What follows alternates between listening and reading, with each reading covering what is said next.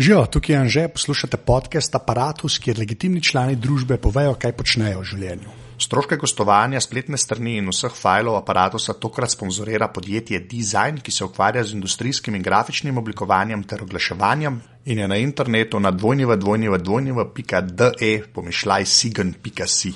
Sicer pa je Apparatus trg že leto dni in je v tem času z odzivom sogovornikom in kar je še bolj pomembno, vrst poslušalcev presegel vsa moja pričakovanja, tako da vse skupaj še z večjim veseljem počnem.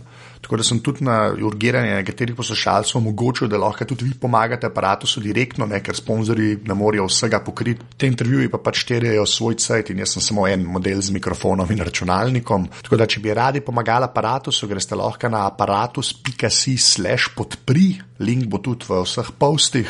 In če imate možnosti, pač podprite Apparatus, ker bom tako lahko še več truda in cajta vložil v sajt, v intervjuje in v vse ostalo. Tako da, če imate možnost, apparatus.si/podpri. Hvala.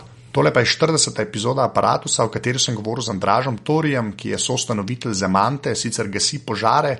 Pogovarjala sta se pa predvsem o startup kulturi in o tem, kako software je svet. Tako da, evo, Andraž. Ne vem, začeli smo. Smo začeli. Prvo vprašanje je isto. Kdo si in kaj počneš? Sem Andraž Torij. Počnem veliko stvari, trenutno poganjamo Zemanto, podjetje, prej smo pa še kakšne druge stvari počeli, no. Tako zelo različno, drugače pa gasim požare. Ja, ali to v softveru, mislim, to je ta glaven job description, če imaš software v igri, da se gasijo požari, ali ne? Po mojem, da je tako kar posod, nisem tukaj specialen. Je pa res, da ne, to sem se spomnil ravno zadnje 2 tedna, pa če treba mičkam več gasilskih akcij. No, zdaj Zemanta, zdaj koliko cajta Zemanta kot Zemanta obstaja? Zemanta obstaja od aprila 2007. Ok, zdaj 6 let. Ok, 6 let, zdaj, ki imaš 6 let, kako jo razložiš emu, ki ne ve, kaj je Zemanta? Ker slepam na začetku, to ni bilo tako simpel, zdaj si se mogel že malo zvrzirati, ne? Ja, pa tudi k sreči smo tudi sami ugotovili, kaj počnemo, ne? Zemanta je... Ja, ok, sej ne, se pa izmeril tako, ja, sej. Ti da ljubo, ko začneš, pojma nimaš. Mogoče misliš, da veš, ampak šele čez kakšen let, 2, 3 ugotoviš, da pojma nisi imel, kaj si hotel ali pa kaj si počel. No, zdaj je pa Zemanta v bistvu podjetje, ki se ukvarja z tehnologijami in storitvami za priporočanje vsebin na spletu in pomagamo, da vsaka vsebina v bistvu doseže svoj maksimalen potencial. Okay. In zdaj to, začel se je v bistvu, kot sem zdaj tega mojega kvazi researcha delal, ne, se je začel tako, da si ti v bistvu za MMC neki podobnega delu, ki je pol ratalo Zemanta. Kako je bilo s to genezo točno tam na začetku? Ker to se, jaz sem tako 2 verzije branil, kako se ti tega spomniš, da bi tako vprašal? Tako, zgodba ima pač veliko detajlov, tako da če bi zdaj čist celo vse detajle bi rabili kar nekaj časa, ampak tako na hiter. Delal sem na resničnosti, takrat je bilo 5 let, malo mi je že dolg čas postajal. Zaključoval sem študij in sem iskal kakšen zanimiv izziv. Tam sem ugotovil, da je na voljo v bistvu en cel arhiv podnapisov. In pa prva stvar, ki sem se jo lotil, je čist simpel. Samo tisti podnapisi, ki tečejo, če jih na teletekstu prižgemo, da bi se lahko pojavili tudi na spletu, ko gledaš takrat je bil Real Player. In to je bil basic projekt. No, polka se pa izkazali, da se to da, so pa seveda nekako sami apetit izrastel, wow, zdaj imaš pa besedilo, nekaj, kar sicer recimo Google, ki indeksira te stvari, nima, a bi se dal še kaj narediti iz tega. In takrat se je izkazalo, da v bistvu lahko celo spletno stran narediš za vsebino, ki prej ni bila na spletu. Ne vem, celoten tekst neke oddaje od Milijonarja ali pa celoten tekst Dnevnika ali pa nekaj podobnega. In da potem iskalniki to najdejo, seveda mi kot uporabniki javnega servisa uživamo še več prednosti tega, da ga financiramo. In to sem potem nekako Zvezdanu Martiču predlagal, da bi se to naredil. S tem, da seveda sem imel še malo bolj ambiciozne ideje, da bi to avtomatsko povezali z Wikipedijo, ne, imaš tam vprašanje par milijonarjev, ne, in v bistvu lahko sam v bistvu raziskuješ pol odgovore in podobno. Za vsako slovensko vas seveda link avtomatsko, pa seveda avtomatske povezave na spletne strani druge, se pravi ta news portal od TV Slovenija oziroma RTV Slovenija. In potem, ko sem se to tako na sliku Zvezdanu Martiću, se malo zmajal z glavo, da to se sliši mičkan znanstveno fantastično, ampak če pa bom res naredil, bo pa multimedijski center to odkupil za uporabo. No, izkazali se je, da sem se zaprl za kakšen mesec ali pa več v sobo in pač to skodiral.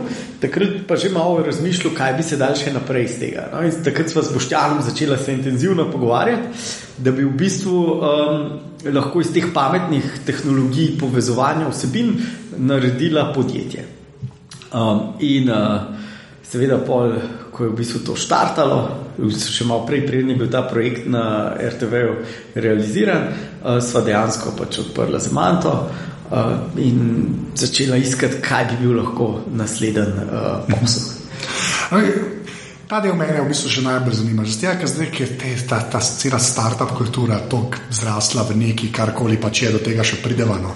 Ampak se mi zdi, da saj pri vama, oziroma tako pri Zemanti, se mi zdi glih to, ker si rekel, da ste naredila podjetje, da je bil to ta prvi vzgib. A že sta hodila pač sam nekaj delati, ampak takrat se je razmišljalo o tem startup denarju, ali se sploh ni razmišljalo. A veš, mene zanima čisto ta vzgib, iz česa je to prišlo, ker meni izgleda eno od normalnih firm in tukaj jaz to hočem sam ločiti, folk, ki bi nekaj rad naredil in potem prodal in bojo, ali pa folk hoče firmo narediti, pa pol to firmo, a veš, pa jo pač fulati. Nisem prepričan, da je ta razlika tako očitna. Tudi midva tako, nisem razmišljala to kot denarju, ampak bil je že v trenutku, že v času pač ustanovitve ideja narediti nekaj relevantnega, pa možnosti mednarodnega, seveda nobene ideje, kako do tega prideti, ampak ni bila ideja, da bi sam neki šljakala, recimo. Ne, pa se jaz ne mislim, recimo, ker potem sva v bistvu imela nekaj projektov za preživeti, kjer pač imaš te spletne projekte, ki pridejo mim, in sva bila zelo nesrečna, ker hotela sva narediti nekaj, kar bo nekaj več kot le pač podjetje za zaslužiti si denar za življenje. Je bil nek motiv, da zdaj so pa startupi, pa zdaj se pa da neke tehnologije po celem svetu, seveda spet brez kakršnega koli, brez podlage znanja, kako to narediti. Ampak tudi takrat se je v Sloveniji ogromno v bistvu govorili, pa predavanje bilo kar precej tudi o teh startupih, kljub temu, da jih v bistvu še nismo imeli, vsaj te nove generacije, kaj dost, je bilo v zraku, da zdaj pa to je, pa lahko kdo proba. Ja, ampak jaz glih to mislim, razumeš, jaz imam feeling, da zdaj je pa, veš, ta kultura je pol toliko zrasla, da ljudje ne štartajo tako, kot vidva, ki sta hotela nekaj narediti več, razumeš, pa pol samo to startup, te ekosisteme v bistvu uporabiti za dosego tega cilja, razumeš, zdaj grejo ljudje že v štartu noter v stvari, zato ker vejo, da se bo resmo, da od denar dobiti, veš, od visijo, whatever, in pol nekako toliko zaslužijo, da pol se ni treba več obadati, A veš, jaz o tem, zato meni izgleda kot normalna firma, ki je že ta vzgib bil, a veš, kaj hočem reči. Vidim, nisem pa prepričan, da je tako poenostavljena situacija. Ja, ampak na eni točki, se valjda, da so klenijanse, pa da je to skupek ničesa, da bi treba štartati, ampak se mi zdi, ali bomo jaz čist, mogoče narobe vstam, ampak se mi zdi, da to je meni ta glavna razlika pri teh firmah, ki nastajajo. Eni so tam zato, ker hočejo nekaj delati, tako kot sta vidva, to si ful lepo rekel, pač nekaj tako narediti več, a veš. Eni so pa sami mislim, da bomo šli pa startupe. A veš, in to je meni važen. Zdaj, ker to je ena kultura, ker 90 firm pač propade na začetku, na začetku pač propade, in ni tako ne rata, in pa se mi zdi, da folk ker proba, dokaj nekaj ne bo rata, ampak se tam noter zgubi ta. A veš, to malo boj znili na veter, ali pa dajmo nekaj dobrega za svet narediti. A veš, ki pa prvama bilo prisoten. A veš, vsakeč, ko tebe, Boštjan, sem slišal govoriti, dobiš ta feeling. In to je, to je kimej sam, ampak hočem samo reči, to je važno. Zdaj, mene zanima, kako ti to čutiš? A veš, pa ne zdaj prvama, ampak po celi tej startup kulturi, ki je zdaj zrasla zdaj, a veš, ste že 6 let stari, pri vseh teh firmcah, ki nastajajo, v vseh možnih inkubatorjih, pa akceleratorjih, pa ne vem kva. Kako ti to vidiš? Mislim, zelo težko je soditi, ker ne poznaš v bistvu osebnih zgodb, kako je prišlo do tega. So zelo različni različne poti. Eni so iz kakšnih podjetij v bistvu spin-offe naredili, eni so pač začeli neko tehnologijo na faksu, eni so brez tehnologije, pa so neko idejo imeli, pa so iskali tehnologijo. In zdaj, mislim, da je poenostavljeno, da rečeš, zdaj vsi te, ki pa so zdaj, so pa... Se ne vsi, ampak veš, koliko tega cinizma ti vidiš pa zraven? Koliko misliš, da je takih, ki res, ki ne začnejo s tem vzgibom, jaz bi pa nekaj več naredil, ampak pojmo za start-upe. Sem to. Vprašanje je tukaj toliko bistvena razlika v tem. V končni fazi startup je tako, kakor v glasbi ne vem, ta rockstar system. Pač ogromno imaš nekih bendov, ki poskušajo, in zdaj dokler jim ne rata rečeš, da so pač neki amateri, ne vem, karkoli. Pač neki poskušajo, ko pa nekaterim uspe, pa so pa oni že od začetka imeli neko idejo. Tem zgodbam za nazaj je zelo z rezervo jih je treba imati. Ker tudi, ko gledam, večkrat, ko poveš svojo zgodbo, vedno kakšen detalj malo bolj gladko poveš, zato ker drugače bi bilo prekompliciran pač celotno kompleksnost skomunicirati. In tisto, kar potem, ko to počneš, se zavedaš je tudi to, da vse te zgodbe več ali manj o uspehih startupov, tehnoloških unih drugih, so na koncu nekaj, ki pride čez toliko filtrov, čez medijev. In nekaj dost, mislim, v vsaki je ponovadi zrno resnice, ampak tista realnost je pa veliko bolj kompleksna. Nekdo je, ne vem, mogoče službo zgubil, pa ni vedel, kaj bi počel, pa je nekaj začel prčkati, pa je pa tisto kar nekaj ratal uspešno in pol hmalo rata zgodba, da on je pa to že celo življenje hotel. A veš, ni simpel in jaz mislim, da tudi sodati ljudi, ki se trudijo, se pravi, vlagajo energijo, talent v to, da bi naredili nekaj, kar bi drugi ljudje uporabljali, cenili, bilo koristno drugim ljudem, da jih je treba na nek način spoštovati. Seveda ne bojo vsi uspeli. Seveda je nekaj tudi takih, ki so mogoče malo bleferi. Seveda je vsega tega, ampak vseeno je treba neko spoštovanje do ljudi, ki rečejo, jaz se bom pa za nekaj trudil toliko pa toliko časa. Tle se jaz se to se čisto strinjam. Jaz samo rečem, ki ti rečeš, nekaj je pa takih. Meni jih to zanima. Kaj je ta nekaj? Greva reči, da je je 100, kaj je ta nekaj? Po tvojemu feelingu, to, kar je zdaj ta startup kultura, pa ne za Slovenijo, zdaj, gledaj, magar tudi startupi kjerkoli, koliko jih je teh nekaj, ki so bleferi? To me zanima, koliko imaš ti feelinga, kaj je ta nekaj, če je 100, a ne, koliko posto, ajde? Jaz mislim, da malo. Da ljudje, ki grejo to, večinoma si iskreno želijo in iskreno verjamejo, da to, kar počnejo, je pomembno, da je nekaj. Težko to delaš, če nisi sam pri sebi prepričan, mogoče včasih tudi malo zaveden, malo naiven, malo neumen, da se kaj takega spustiš. Ampak na koncev tisti, ki niso zelo hitro odpadejo. Moraš verjeti v to, moraš against a lot of odds poskušati nekaj narediti. In spet, jaz mislim, da je treba nek spoštovanje do ljudi, ki probajo. Je pa tako, moraš pa pogledati, kaj to pomeni probati. Dobiš e-mail, jaz imam eno idejo, da pomagaj mi dobiti nekega tehnologa. Tako pogledaš malo, verjeten malo prezgoden si, ki boš kaj imel, moraš vsaj nekoga prepričati, da je to dobra ideja, ki ti jo bo pomagal realizirati. Po drugi strani imaš pa večina, vsaj ko recimo mail piše ali pa kaj podobnega, že ima neko demo verzijo, ima nek prototip, išče informacije o tem, kako v bistvu zdaj to spraviti na trg, kako marketing narediti, kako dobiti finance, zato se splača v tujino, se splača na te inkubatorje prijavljati. In tako pač se poskušajo informirati. Seveda ne moreš pričakovati, da vejo, kaj se spuščajo. Nihče ne ve, ko začne. Večina, tako da bi jaz rekel, tistih, ki jih jaz vidim, mogoče k meni pridejo že po kakšnem filtru, to ne vem, ker ne vem, koga vse ti misliš. Ok, to je fair enough. Se mi zdi, da se trudijo, in nekaterim bo uspel, nekaterim bo pa to super izkušnja za naprej. Ko pa vidiš pač to, kar se sploh kar se v Kaliforniji dogaja, kar se startupov tiče, ki se to, na eni točki se začel to gnarja vrteti v temu, da pač je res ratla že kičast, Mislim, res je. Če zdaj to, jaz ne vem, ali je to na eni točki napihnjeno ali ne, pa mogoče te to vprašam, kam to gre? Takrat, ko ste vi začenali, vse so bili visi, pa tudi tukaj tam je bilo že to bolj razvito, kaj je že ta prvi balonček bil, kar se interneta tiče, pa je šlo vse po gobe, pa se je pol malo pretresal.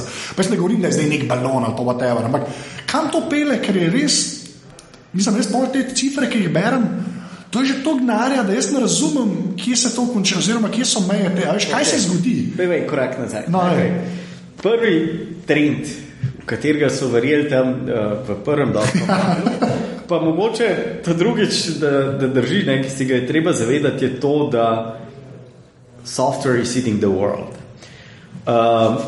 Skratka, software, pa zdaj tudi hardware, bo pojedel svet. V smislu, kaj ta fraza pomeni? Da ogromno obstoječih industrij, v katerih se vrtijo pač vsi denarji tega ekonomskega sveta, bojo te pristopi softvera bistveno spremenili. Zdaj, ali bojo bolj avtomatizirali, ali bojo kakšnega posrednika vmes ukinili, ali bodo boljše optimizacije zaradi machine learninga na različnih področjih različno. Ampak tisto, kar v bistvu, zakaj ves ta denar not gre, je zato, ker na en stran imaš ekonomijo, ki relativno šepa ali pa nekako stagnira in tudi na račun tega, da v bistvu ogromno se zajeda v te obstoječe dejavnosti, se zajedajo neka nova podjetja, ki so bazirana na teh digitalnih tehnologijah, mogoče malo drugačen pristop. In vse te stave v resnici niso stave, da bo nekaj tako velikega novega večinoma zrastel, ampak to, da bojo te upcomeri zmagali proti nekim establishanim industrijam v, ne vem, od turizma do datinga in tako naprej. In dejansko gre za prekladanje denarja in na nek način je cela stvar tudi vprašanje, koliko, če gledaš z tega družbenega stališča, fair, ne? Mislim, ja, si to vas. Ja. Pač te mladi mulci, inženirji, pa marketingeri in vse, kar je napopan na to Silicon Valley, recimo skupnost in infrastrukturo podjetniško, v bistvu pač uspeva na račun drugih industrij, ne? In jih, kako se reče, disrupta. In stava je pač, da lahko neko podjetje z nekim novim pristopom pride do neke, ne vem, 10 milijardne industrije in nekaj naredi in samo in jo zmanjša v resnici na, ne vem, 2 milijarde, ampak samo odnese 1 milijardo od tega. Se pravi, v bistvu pač nekaj sistema pač naredi to bolj učinkovito, da je v resnici manj denarja v industriji lahko kot celoti. Ne? To je tak primer. In potem na drugi strani imamo seveda tudi čisto nove fenomene, kot so Facebook in podobno, pa ne vem, take zelo globoke tehnološke inovacije, kot so Tesla, SpaceX-i, v končni fazi. Ja, ne, veš, to, ki si rekel, koliko je to fair, ne, veš, en Instagram, ne, veš, že spet neka luč, na kateri bo propadlo, ne vem, koliko firm, ki so milijarda dobili na konc, ne. Ali pa je dal eno lepo primerjavo, ne, da na eni točki je da toliko vredna celotna industrija jekla v Ameriki, ne. Veš, to, kar je v bistvu ena firma dala za pač en app v končni fazi, ne, pa ne, da to hočem zmanjšati, ampak to si dobro izpostavil, ne. Vse, kaj pa ti pa misliš o temu fair, ko se zajeda, oziroma, veš, kako to v glavi poenote, da make sense, ne. Da software poje neko industrijo je zmanjša iz 10 na 2 milijarde, pa 1 milijardo odnese. Kako to v glavi poenotati, veš, da reči, ok, to je najbolj nefair stvar na tem svetu, pa da je tako, ali da je to prav, ali da je, veš, kako to... Jaz mislim, da ne moreš imeti enega samega sistema, ker je preveč kontradikcij noter. Ja. Lahko pa pogledamo stvar iz parih pač stališč, ne. Prvo stališče je pač čisto tako kapitalistično, v smislu, če nekdo naredi nekaj bolj učinkovito, neke procese, naredi s tem te procese cenejše, bolj dostopne, ima več ljudi, v teoriji pač dostop do tiste storitve, ki jo je poceno ali pa tistega izdelka ali pa predmeta. Ne? Se pravi, z tega zelo abstraktnega stališča pač je to prinašanje vrednosti v sistem. Ne? Pač drugega stališča je pa to, kaj pa to pomeni, je pa to, da so pač plače, recimo teh inženirjev v Silicijevi dolini, pač zelo velike, ne?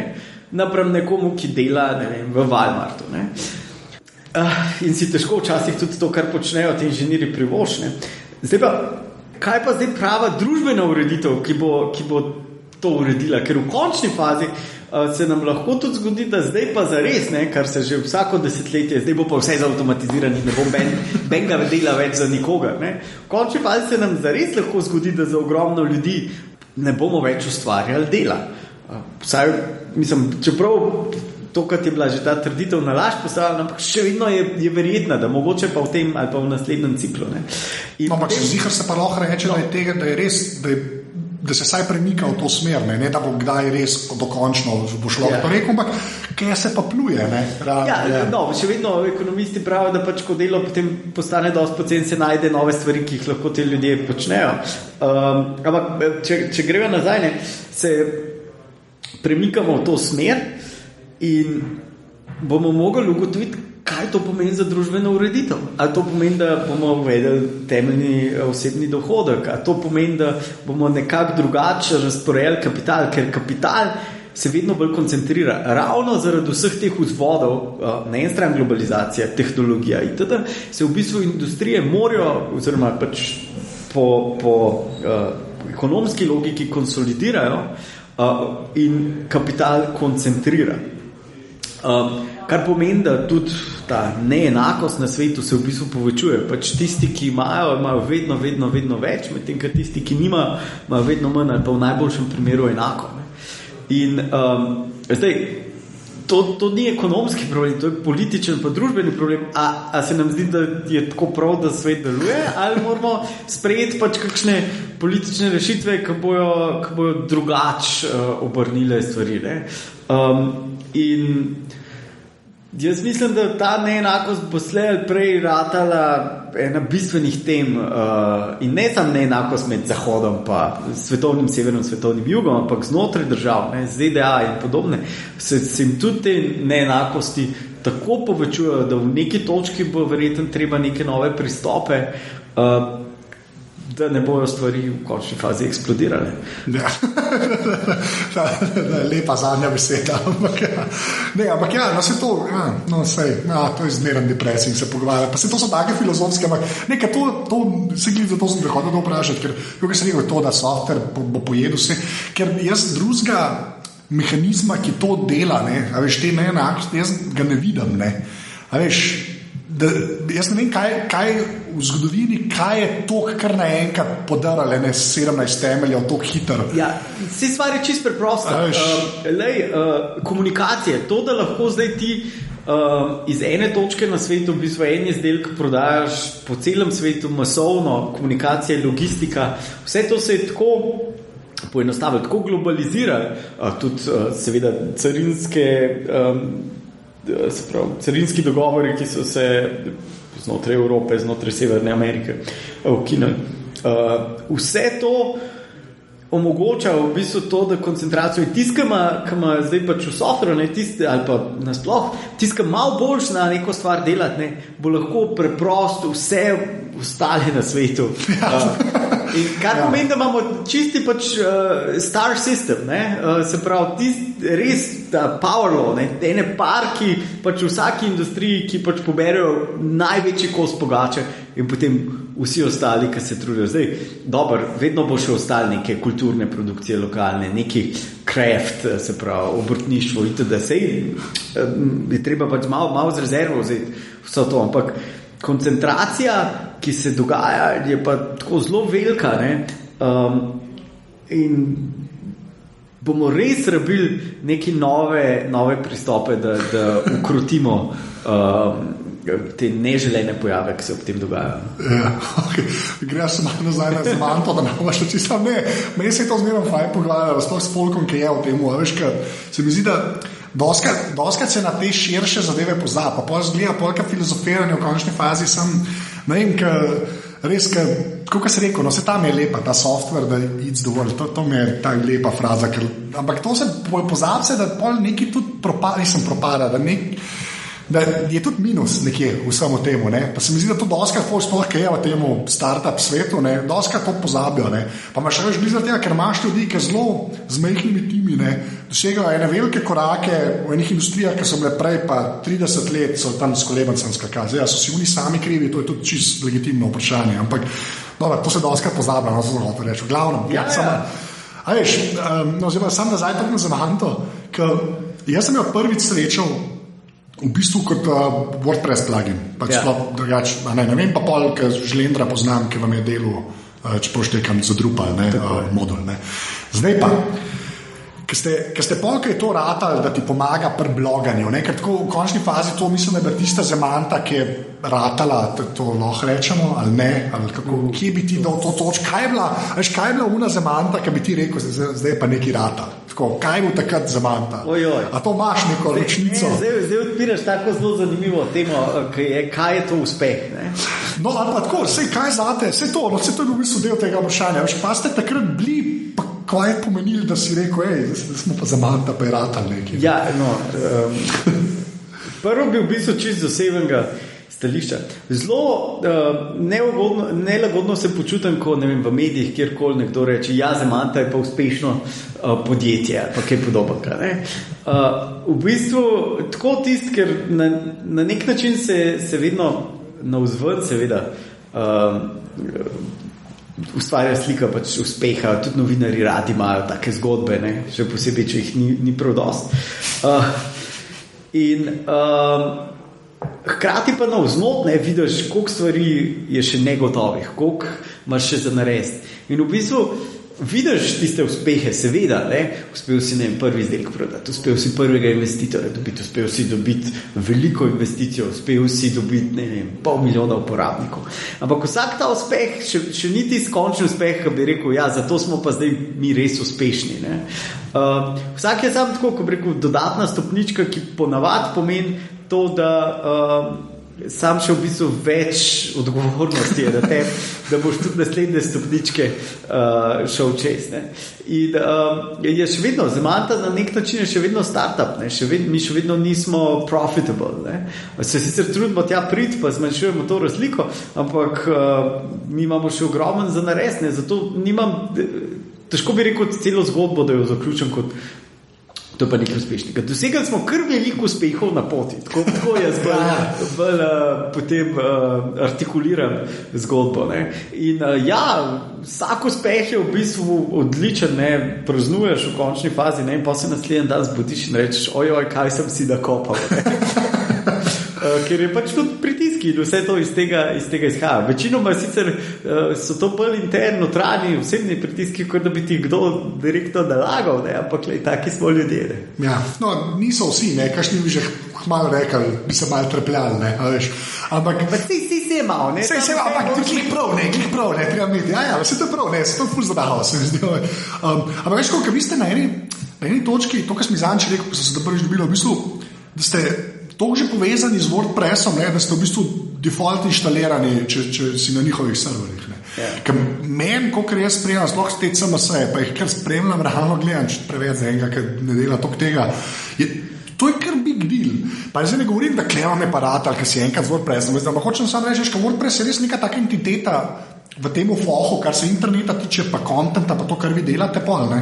Mislim, da je ena toliko velika entiteta, da jaz ne vem, kam pol gre, a veš, kam greš pol, ne? Mislim, potem, seveda, to je tak uspeh, pa še neki drugih je. Ja, vse ne rečem, ampak hkrati pa v bistvu potem ugotoviš, počasi ugotavljaš, koliko daleč lahko prideš s tem konkretnim produktom in mi smo približno leto dni nazaj v bistvu se odločili za to, da bomo rabili še en drug produkt, ki je v resnici navzven zelo podoben temu, ampak deluje po drugi logiki, drugi mehaniki poslovni odzadnji. In potem greš delati nov produkt, tega nekako naprej porivaš, da še vedno raste, hkrati pa se zavedaš, da zdaj pa spet si startup z nekim novim produktom, ki ga moraš spet na novo odkriti trg, odkriti produkt, ga spraviti v posel, narediti ponovljivega, to, da lahko ponovljivo prodajaš na njem. In si spet na začetku na nek način s tem procesom. Ne? Kljub temu, da imaš zdaj že neke take solidne prihodke, da imaš že 30 ljudi, je vseeno nič manj start-upersko. Ja. Zdaj saj nekaj veste, veš, koliko si prej rekel, ker ta prve 3 leta nič ne veš. Ne? Zdaj, ene par neznank se pa valjda in par neznank manj pa je, ne zdaj sam denar pa ljudje, ampak čisto.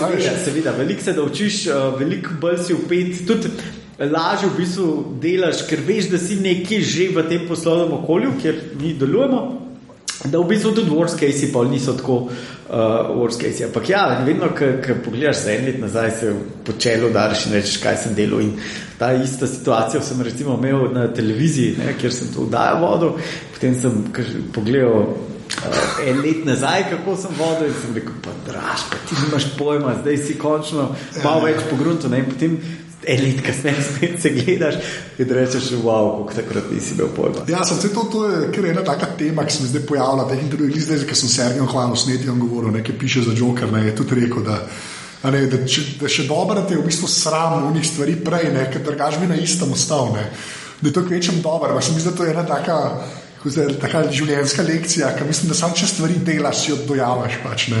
Ja. Da pojke za nazaj, kaj beraš, ali se gledaš, kako si se ti, ne, vidiš, pa je isto v poslu sklepam, ne, da pojš zdaj, kaj greste. Ja. Ampak se to zgodilo, že kaj je pol ta drug produkt? Kako bi pa tega drugega opisal? Ja, ta prvi produkt je namenjen, se pravi, long tail, torej običajnim Viš, se vidi, da ste bili takrat, ki je bil Web 2.0. Ja, včasih ima malo problem najdete pravi slovenski izraz.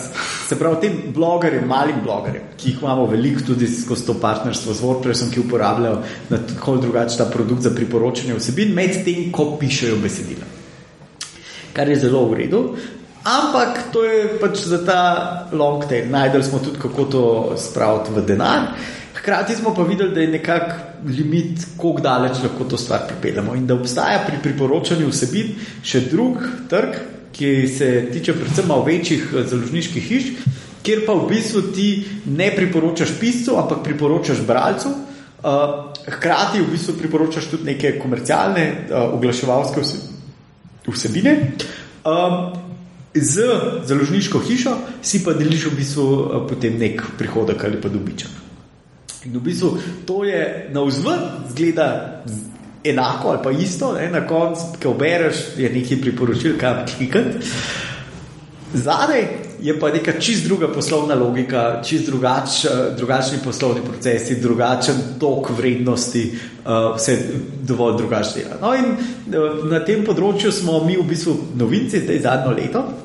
Je pa v industriji že kar nekaj takih večjih podjetij, s katerimi se v bistvu zdaj borimo na trgu in zaradi tega potem smo pa še najdel način, kako bi lahko si izborili v bistvu eno tako zelo zanimivo nišo prihodnosti, torej mobile, da bi v bistvu ta relativno že uveljavljen model promocije vsebin ugotovili, kako in kaj je z njim na mobilnih telefonih, ki tudi postajajo vedno večji del te konzumpcije vsebin, ki vedno več page view poberejo od teh založnikov, kjer pa so opcije za monetizacijo relativno slabe. In so recimo tudi, če reklame vrtiš tam, se bistveno manj zasluži in podobno. In v bistvu s tem modelom priporočanja vsebin v formi, ki je primerna za mobitele, v nekih novih konceptih uporabniške izkušnje, mislimo pa, da lahko v bistvu si priborimo prednost na trgu proti konkurenci in zasedamo v bistvu ta del trga, ki se širi. Ne? Vedno hočeš biti na tistem delu trga, ki se povečuje. Ki raste. Tako. In zato imamo ta produkt, ki se mu reče Stream in zdaj smo v bistvu launchali, se pravi, išli z našim prvim partnerjem VentureBeat, kjer se na mobilu zdaj vidi ta naš izdelek, ki mu rečemo Stream, kjer v bistvu namesto, da moraš klikati za naslednjo vsebino, samo scrollaš, lahko odpreš vsebino, ampak se nič ne gre naloadati na server, pa počasi, mobiteli, vse te latence in podobno.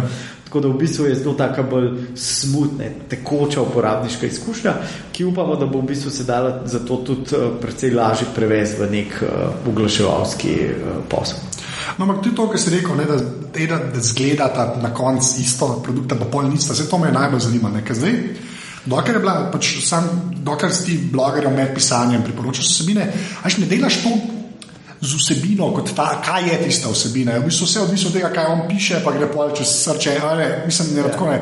Zdaj kle, kako sem jaz gledal, se pa malo že dotikate, nam rekel glih založništva, ker to mogoče tumač, ampak kaj se dotikate, pa tudi kaj je ta vsebina. Veš, kaj mislim, tako, da je ta razlika, veš, da je mogoče ne uredniška politika, no, ampak veš, bolj visi na to stran. Ja, ja. V bistvu zanima, a neko firma, ki je prej delala, v bistvu, ki se z neko uredniško politiko sploh ni ubadala, v bistvu, ne, mislim, da ste imeli, da morajo biti CC slike, pa to, da jih ne kradeš, pa to, ampak zdaj govorim pa bolj tako o konkretni vsebini, ne, pa veš, me zanima, kako to absorbirate, ker si predstavljam, da jaz, ki vas gledam, meni se to zdel še največji izziv, veš, da...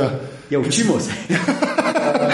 Pač ogromno od vseh stvari, ki jih delaš, moraš ugotoviti, kaj si se naučil in to uporabiti v prihodnosti. In ena od bistvenih stvari, mislim, kot si pravilno opazil, je naučiti se, kaj v bistvu te uredniki, založniki cenijo kot koristno lastnost tega kontenta. Namreč ta, recimo, naša največja konkurenca tam vrti da ne rečem mehke erotike, zato da čim več klikov tisti dobi. Izkaže se, da to za tiste celebrity in podobne spletne sajte je to precej vse, seveda gre se za to, da čim več dobijo denarja, medtem ko za ene mičkam bolj brand-based, mislim, malo bolj občutljivi na pomen svoje blagovne znamke, pa bi radi imeli več vpliva na to, še vedno bi radi kaj zaslužili, da ne bo pomote, ampak imeli bi pa radi več vpliva na to, kaj se prikazuje, koliko se recimo njihovega lastne vsebine prikazuje proti tisti vsebini oglaševalski, kakšna je ta oglaševalska vsebina, z katerih področji, a potem bralec, ki v bistvu je na njihovem sajtu in na to klikne, a se dobro počuti, ali se počuti nategnega. Ampak to veš, tam je neka priložnost, kako to narediti boljš, kot do zdaj se dela. No, se to, ampak a ti veš, da tako ne razmišlja večina folka, ima kakšne koli veze z internetom, da se bo kdo dobro počutil. Veš, kaj hoče reči? Ne sem hoče reči, vi, če zdaj, ki se s tem obadate, meni je to super, da ga že tako razmišljate, ampak jaz sem hoče reči, a ti imaš predstavo, pač koliko je to ljudje vse s tem založniškim, pa ti si rekel, ok, te celebrity sajti, pa to ne. Tudi kakšen resen medij, ki se ima za resnega, koliko je ljudem tam res vse in kaj se tam kaže. A imaš ti to nek feeling? V kontaktu smo z večjimi založniki in imamo cel spektr. Se to veš, ampak to me zanima, veš ta spektr. Veš, pa samo založniki so res vsak nekaj posebnega, ne vem, imamo sajt, kjer Bog ne dej, da bi bilo karkoli povezavi z recimo temu erotiko, ampak lahko se pa ljudje pobijajo je pa čist kristalno vse, koliko nasilja je tam noter v teh zgodbah ki se predlagajo. Imaš pa na drugi strani pač sajt, ki me bolj vse za ki recimo ni sploh vse in se mora nujno neki točno tistega področja, v katerem pišejo vrteti in tako naprej. In dejansko ta spektr je širok. Zdaj, ti najbolj splošni sajti so verjetno tudi najmanj občutljivi na nek način. Medtem, ko greš malo bolj ali sajte, ki imajo nek brand, ali pa sajte, ki so bolj fokusirani na neko pokrivanje računalništva, glasbe, karkoli že, tam pa nočejo več, ker vejo, da jim je ta kvaliteta stvari, ki jih ponujajo, pač pomembna za nadaljnji uspeh. Ne moreš ne okužiti, ampak ne moreš umazati v bistvu tega brenda. In zdaj naša naloga je pa ugotoviti, kaj so minimalen set opcij, ki jih moraš ponuditi, da si lahko izberejo v bistvu kaj, pa na njihovem sajtu se pa lahko rola. Ena stvar še, to sem jaz samo do zunaj spremljal, ker sem bral, vi ste zaposlili pač enega, ki je dejansko bil državljan Združenih držav Amerike, čeprav štekam. Ja. Pač dejansko ste tako, da ste vam razpisali job in se Američani javili. Ali kako mislim? Je bilo 30 potruditi. To verjamem, ker sploh tam, zdaj pa tako, pač dva dela tega vprašanja bo ostali. Ta prvo je, kaj ste mogli narediti, da je hotel sam prijeti, da je to prva stvar. In ta druga stvar, koliko so bile res pač pol štale, ko je on sem prišel s tem, da je on tle delal.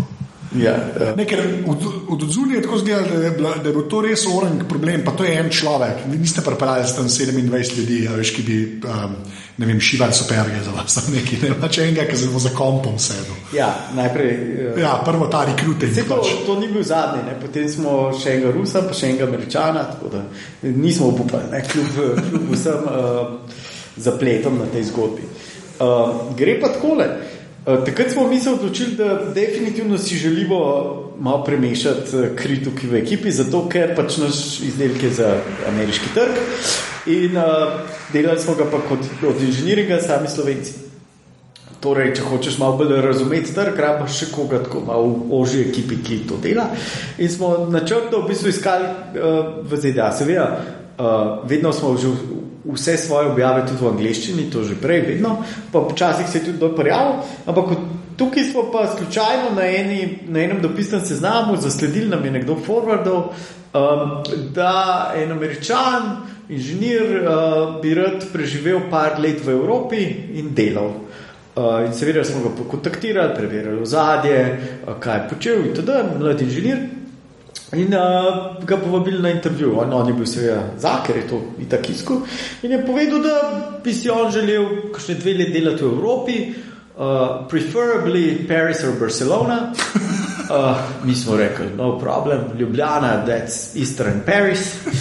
Eastern Paris. Ja, okay, ne, to se bolj dobro sliši. To se sli zabavno, pa klej kvaliteta življenja tukaj, pa tudi ta medieval town, pa vse to je isto za marsikoga. In lokacija, to, da imaš 2 uri Benetke, malo dlje, Dunaj, pa še drugo to centralno Evropo, polno zgodovine, seveda je to tudi za Američane zelo privlačno, pa marsikoga, ne. No, in pač po Skypeu smo se 1-2krat slišali in rekli, da hej, pridi, ne. In on je pa rekel, ja. V boji smo malo tvegali. Seveda slišali smo se recimo tudi za njegovim bivšim šefom, pa tako, preveriš, ne spuščaš se v neko noro avanturo, ampak hkrati je pa ogromno neznank v enačbi. In je takrat prišel in potem smo v bistvu začeli urejati vse vize, delovna dovoljenja, imel je magisterij, tako da smo upali, da ne bo nobenih težav. No, izkaže se, da je pač trajalo pol leta, da je spravil svoje papirje v red, vse od tega, da je mogel dobiti od FBI-ja dokazilo, da ni kriminalc, od FBI, on je mogel pol to skakati, ker mi to zahtevamo. Tako je. On mora FBI-ju kaj pisati. Ja. Wow, to pa nisem vedel. Mislim, da je bilo ide FBI in lokalna policija države, v kateri je. Pač iz New Yorka. Detajlov resnici na ljubo se zdaj ne spomnim več, ampak ogromno nekih, pa diploma, overjeno, ono drugo, gor dol, pošiljke so letele iz ZDA, niso bile prave itd. No, tiska me pa dokončno res razburali, je bila pa pika na i, da kot zadnji del postopka so pa mirno povedali, da ja, zdaj pa mora Washington dati svoj prstni vtis. In ti sprašaš, zakaj Washington, če je tukaj, se ima prst sabo, ga je prinesel, ga lahko da tukaj, ne, da taka so pravila. In ti res, kaj se dogaja v tej državi? No, po ogromnem kreganja smo prišli do kompromisa, da bo sam do Trsta mogel iti do konzularnega predstavništva Slovenije. In pač zdi se, kot da se pač aktivno trudimo, da ne bi nobene inteligence zapeljali sem, medtem ka pač na drugi strani vemo, da se nam dogaja, da pač mladi grejo po svetu za priložnostmi. In mislim, da je to precej kritično, da tudi mi spoznamo, da moramo postati destinacija, da moramo poenostaviti postopke za sposobne ljudi iz celega sveta, pa ne gre za EU, ne gre za Ameriko, Rusijo ali pa Indijo, da lahko pridejo sem in da kaj dodajo naši kulturi in ekonomiji. In zdi se, da te zakoni niso ne vem kakšen bav, da bi se jih ne dali spremeniti sam. Nihče noče prevzeti odgovornosti za to, da se spremembe naredijo. Ker vedno se najde seveda neka interpretacija, neke direktive nekje, ki bi mogoče koga znala zmotiti. Ne? In morali bomo spoznati, da rabimo tuje študente, rabimo tuje profesorje. Toto imamo v visokem šolstvu predpisan učni jezik slovenščina, da pač nas bo ubil. Ja, sicer so neke izjeme, ampak mi moramo pač ful profesore, se pravi redne profesore pripeljati in študente čim boljše, kar se da, če hočemo, da bo ta ekonomija tukaj delovala. Okay, ampak to, kar rečeš, da je slovenščina pač pač ta problem. Zdaj to malo še, zakaj, štekam pa lahko še kdo drug pride, ne? Ampak kako misliš, da je to realno, da se pač pričakuje, veš, tudi v končni fazi od študentov slovenskih, ne? Da na eni točki samo angleščino fura, veš, če že na enem nivoju nižji imaš folk, ki ima sam. Ja, po vrst. Ja. Tiska eno stvar, ki si rekel samo angleščino. Jaz bi prvo rekel, da imamo profesorje univerzo, ki smo jih izobrazili, cvet inteligence naroda, ki moramo zaupati, da bojo ta jezik naprej peljali, in strokovni jezik, znanstveni jezik, umetniški itd. Ampak do tega ne moramo početi s tem, da predpišemo neke ekskluzivnosti. Da moramo v bistvu omogočati dovolj fleksibilnosti, da se ti sistemi vseeno lahko zintegrirajo v globalni svet. In jaz bi rekel, kako lahko imamo študenta v Sloveniji v letu 2013, ki ne more poslušati nekaj predmetov v angleščini, brez da bi imel kakršnekoli težave ali pa da bi se pritoževal zato, ker je to pa v Sloveniji, pa njemu tega ni treba. Če hočemo preživeti, ja, je treba, ker pač to je zdaj svetovni jezik, svet je globaliziran, mogli bomo v njem se naučiti živeti, prilagoditi se malo, ampak to ne pomeni, da imamo zdaj vrš slovenščino na odpad. Ne, naprej jo moramo razvijati, moramo biti ponosni na njo in mislim, da bomo jo lažje razvijali, če bomo imeli osnovne, kako bi rekel, izobrazbene pa ekonomske temelje za to, da se bomo počutili, da smo suvereni. Ker pač, če se bomo še naprej zapirali in kulturno in gospodarsko, pač od te suverenosti ne bo več kaj dosti ostalo. In da smo dovolj pač razgledani, dovolj sposobni, da stopamo v ta pač globalni svet, ki je tak, ki je. In mislim, da če jezik preživel 1000 let in zdaj, ko končno imamo v bistvu bolj zagotovljeno njegovo preživetje kot kdajkoli prej v svoji zgodovini, potem je čas, da neha nas biti strah, ampak začnemo biti aktivni, suvereni van in se pač odpreti svetu z vso to samozavestjo. Če se mi že ne odpiramo svetu, ne, se pa svet odpira nam, to je bilo weird stavk, ampak kaj hočem reči, se je ful že enih stvari že tako na voljo, a ne, v angleščini, kjer ti potencialno se lahko. Jaz na eni točki verjamem, da se bo dal tudi neko diplomo dobiti prek neta, ne, pa ne boš pa ti treba samo v Sloveniji sploh ko bi rekel, na faks stopati. Ne. A ne bila to škoda za slovenske fakse? To je bila velika škoda za slovenske fakse, ja. A ne bilo zato veliko boljše, da v bistvu se sami oprimajo tega in ugotovijo, kako skombinirati, v bistvu, kako se vključiti v te svetovne trende, recimo te oddaljenega izobraževanja, mešanja v bistvu vsebin, recimo najboljših profesorjev, ki delajo najbolj top raziskave z lokalnimi. Namesto, da tiste vsebine so pa v angleščini videi, pa jih zato ne moramo predpisati študentom, ne, ali kaj podobno. Dajmo pogruntati, kje bo nastala neka ta fuzija tega prostora. Zdaj, izobraževanje je pač klasičen primer, kjer smo bistveno preveč zaprti. Koliko pa misliš, da je kaj bi tako en tak korak, ki bi lahko to začel? Mislim, da bi rekel, zdaj bomo pa rekli, da rečemo, da je predpisati vse v angleščini, da je to, recimo, da je to še nerealno. Ampak kako bi pa začel ti? Mislim, kaj bi, Jaz mislim, da najprej se začne s tem spoznanjem. Da sploh vemo. Da sploh vemo, da v bistvu pač je današnji svet globaliziran in da bomo mogli biti v bistvu vsi dvojezični za začetek.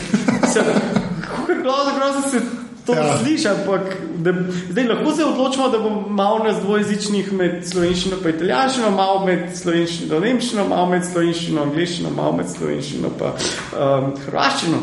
No problem, ampak skozi zgodovino smo bili dvojezični, zdaj bomo mogli biti tudi naprej. Zdaj smo imeli en kratek odmor od tega, če tako rečemo. To nič slabega ne pomeni o naši kulturi ali pa za našo kulturo. Samo to, da je pač to tisto, s čimer bomo mogli pristopati k svetu. In zdaj, A je res treba dati vse zakone v angleščini? Mogoče je to res pretiravanje, malo daleč gremo. Ampak za začetek moramo imeti res koncept in zavedanje in to, da Slovenijo načrtno odpiramo, da ko spreminjamo zakonodajo, procese, javno pravo, da je cilj tudi odpiranje Slovenije navzven. Zdaj, ne bi se dotikal tistih zelo bolečih tem javnih podjetij in podobnega,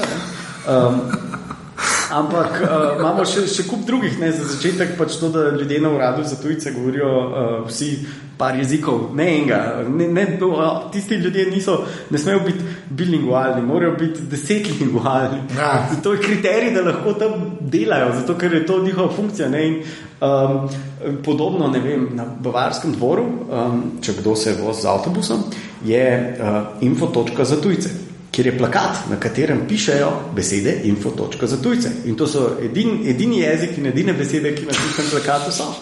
Mislim, človek bi rekel, da če bi se to zgodilo v neki firmi, bi pač bil tisti, ki je ta plakat naredil in ga pa odobril, pač odpoščen zaradi nevestnega upravljanja svojega dela, ker očitno tisti plakat ne služi svojim namenom. Zato vemo, veš, kje je info.točka. Ja, zato da vemo, da lahko naše prijatelje, ki jih spremljamo, potem usmerjamo. Moramo narediti malo bolj prijazno to okolje in jaz mislim, da tisto, kar je mogoče v drugem koraku, kaj bomo s tem naredili, ko bomo okolje naredili bolj prijazno do tujcev, da bo v bistvu več neke inteligence, potencijala se sem stekal, bomo odprli to okolje tudi za tiste, ki so šli po svetu za priložnostmi, pa bi se morda radi vrnili. Ali v znanost, ali v politiko, ali v gospodarstvo, ali kamorkoli že. S tem, ko bomo odprli enim, bomo nujno se bo izboljšal tudi ta bilanca pri drugih. Ja. Kaj plima dviguje vse ladje, pa to pa ne, se štekam. Ampak ja, meni se to, veš kaj, vse mogoče je to ful depresiven podatek, ampak to meni vse ima smisel, ampak ker si predstavljam, kaj vse bi se moglo zgoditi, ne, da bi se dejansko Slovenija odprla, ne, na ta način, ne. Jaz ne vem, kako se to lahko zgodi. Pri tem sistemu, ki ga imamo zdaj, pa res kako to teče, ne, jaz ne vem, no. Jaz ne vem, kako se to zgodi. Res ne vem, presežem ne vem, kako se to zgodi. Sploh pa... Zdi se, da smo v točki in da pač gremo še naprej v to spiralo, kjer v neki točki bo treba narediti, kjer se bo nekaj zgodil. Ne?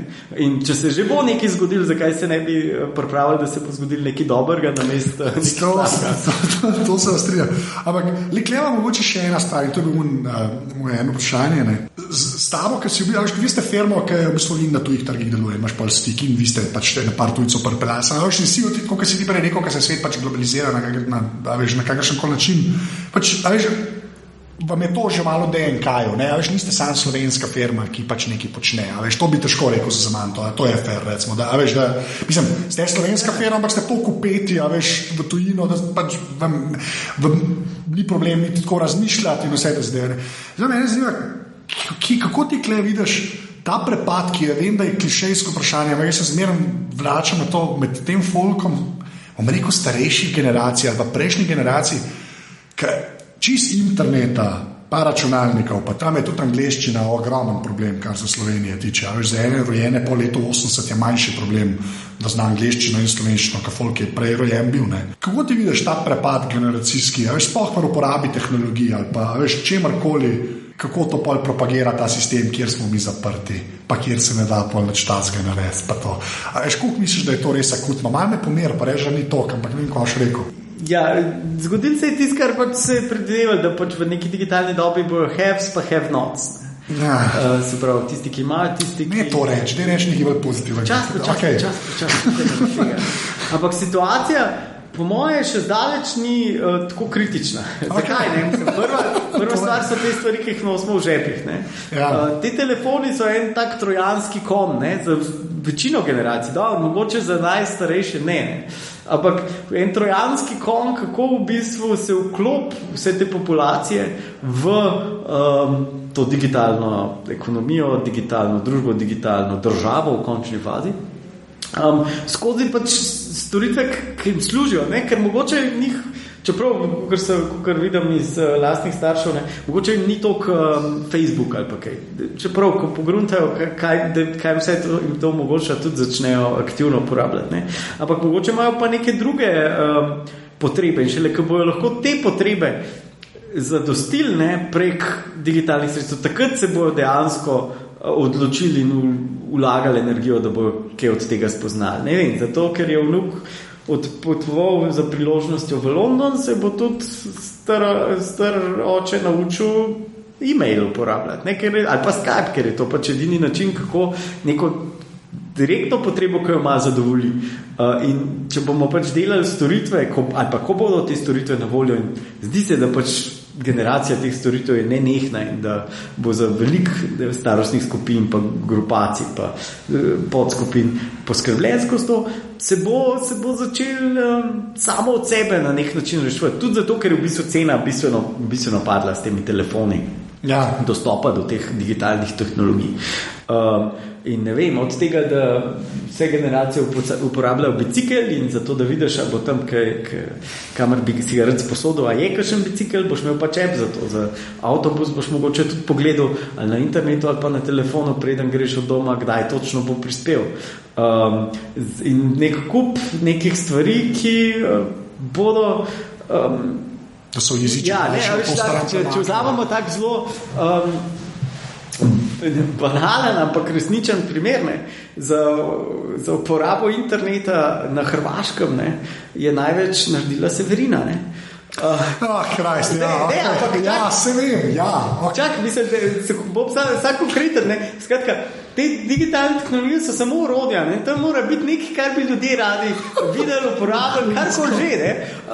Zdaj sem vzel namerno tak zelo brutalen primer, ampak glej, in isto moramo razmišljati o drugih stvarih, ne, verjetno je veliko ljudi šlo na internet, ko so slišali, da je supervizor, ne, ko so hoteli soseda pogledati, kaj dogaja, ne, če smo pač taki zelo slovenski, ne.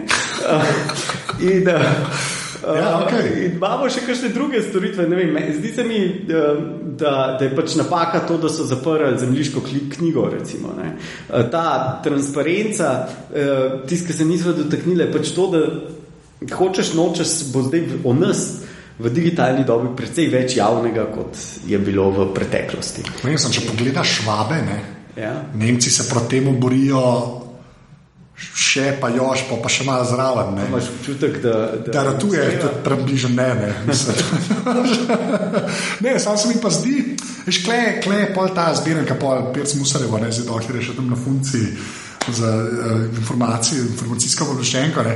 Jaz ne da se strinjam z vsemi temi pač mejami, ki jih ona postavlja oziroma ta urad postavlja, ne.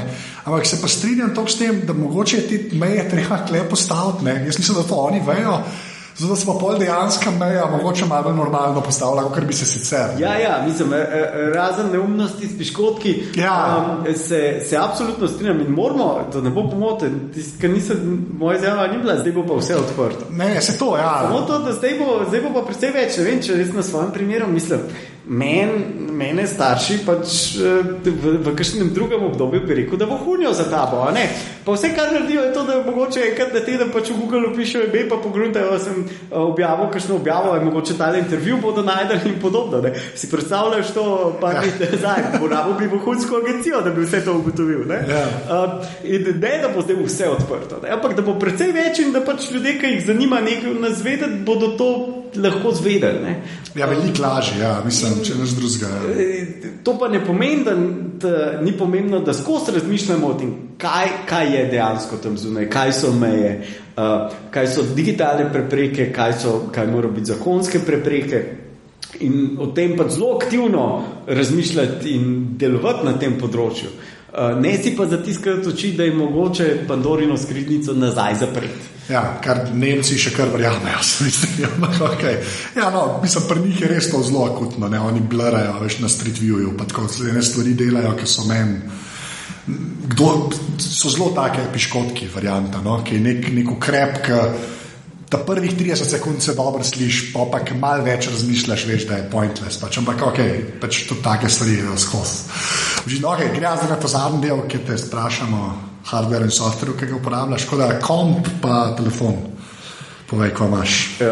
Imam en službeni Lenovo, tak majhen, da ga v bistvu skozi, se pravi, telefon komp, da ga sabo lahko nosim. Pa en star v bistvu Android, 2 leti. To je Galaxy S2, ne? Ja, vidim, da si prebral z mize, ja. Tako da, pa epe, za komp tebe sploh manj sprašal, prej sem videl, da imaš X-chat vzgan. Tako da, če imaš na eni točki X-chat vzgan, je pač programov čist preveč. Ampak, bolj me tako, browser si kje? To me edin mogoče zanima, pač na kompu, v čemu živiš. Vem, da imaš več stvari odprtih, ker testiraš, ampak kjer je Sem največ v Chromu. Si v Chromu, da si največ. Ja, si šel z Mozile dol. Malo imam slabo vest, ja. Ja, zato pri tebi sem sklepal, da boš bligrađenli šel na Chrome. Ja, ko bo Firefox spet malo pospešil, mogoče se spet. Ja, sam ne vem, Gecko toliko zgublja ta njihov, da ne vem. Ja. Dobro, to sem vedel, da če to te moram vprašati. No. Ampak pa bolj za telefon, kva na telefonu?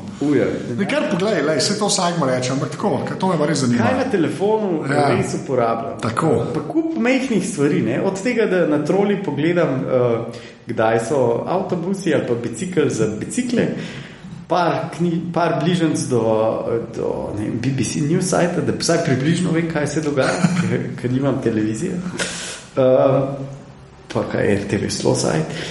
Potem pa povijo Foursquare, da se kdaj na kakšnem hribu pofočkam. Mapse, Kindle, no, ampak to bolj kar na device-u. Kjer ga pa imaš Kindle? Tega Toucha.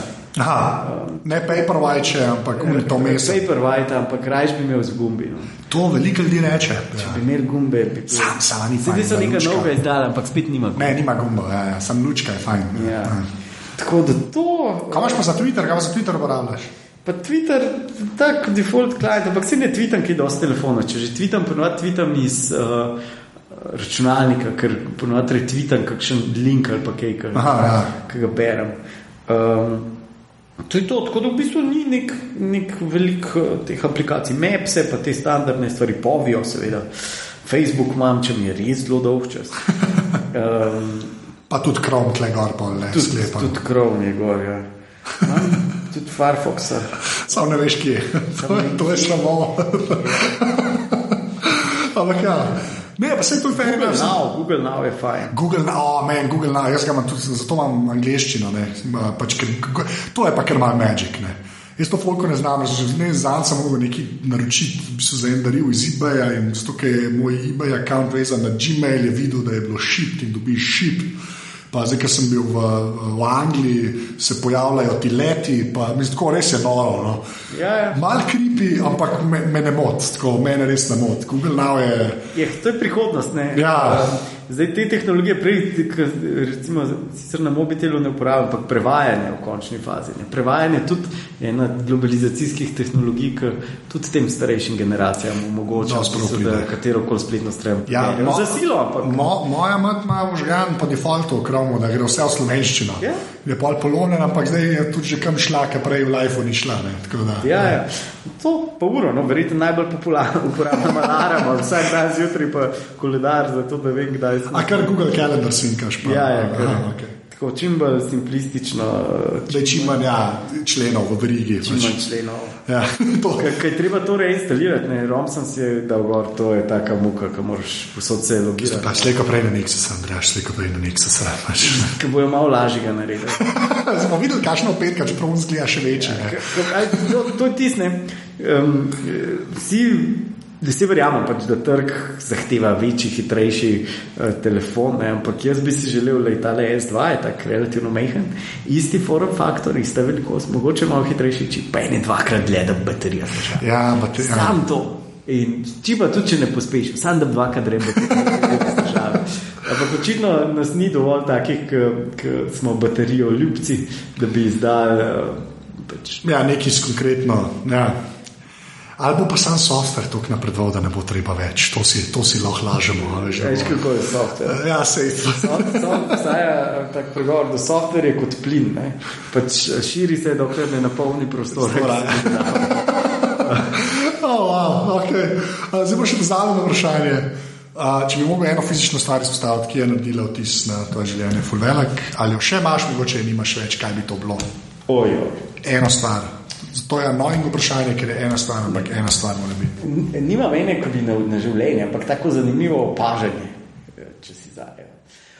Kakšen let nazaj sem kupoval nove brisače. Ok, mi je že všeč. To mi je že všeč.